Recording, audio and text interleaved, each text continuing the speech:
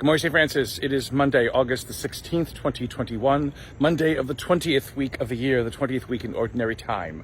Coming to you this morning from the Peace Pole right over here by Clare Hall, right over there. And then we have Sienna Hall behind me getting ready. This is opening week for our school TFS, which will begin on Wednesday, the 18th.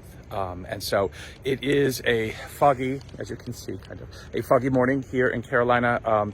It is not as hot as the heat wave, but it is certainly as humid as the heat wave was. So lots of schwitzing all over the place. So to do a little reflection outside quickly today. In the Book of Kings we are in now, or no, to the Book of Judges that we are in now.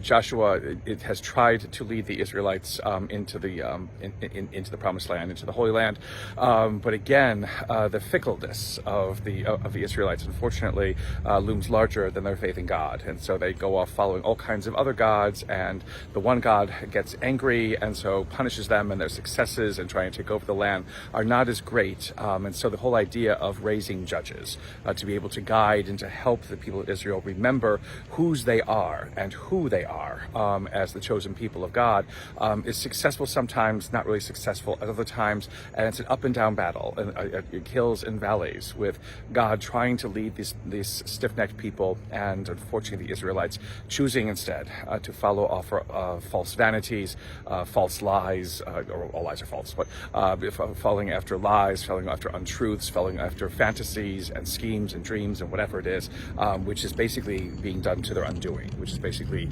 helping them in no way, shape, or form, and really complicating their movement into the Promised Land. The fact that they can easily forget who God is and what God has done for them is perhaps one of the saddest things that Israel begins to face in the Book of Judges. And the judges help to bring them back slowly but surely into an understanding of who and what God is through the pain and suffering that they endure.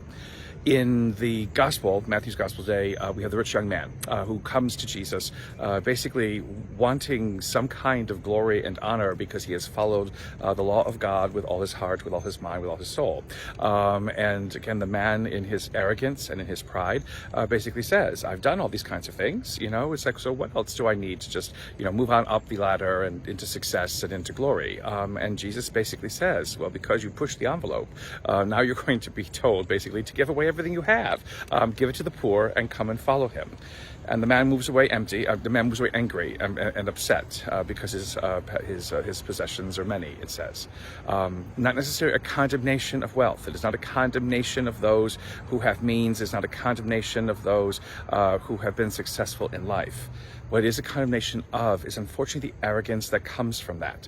The arrogance that can be bred by that, by believing that I have everything that I need, I have it all together, I have all the resources, I am successful, I am well known, I am beloved, and so I should just gain more success, more love, more whatever it is, because of what it is that I have, and not who it is that I am.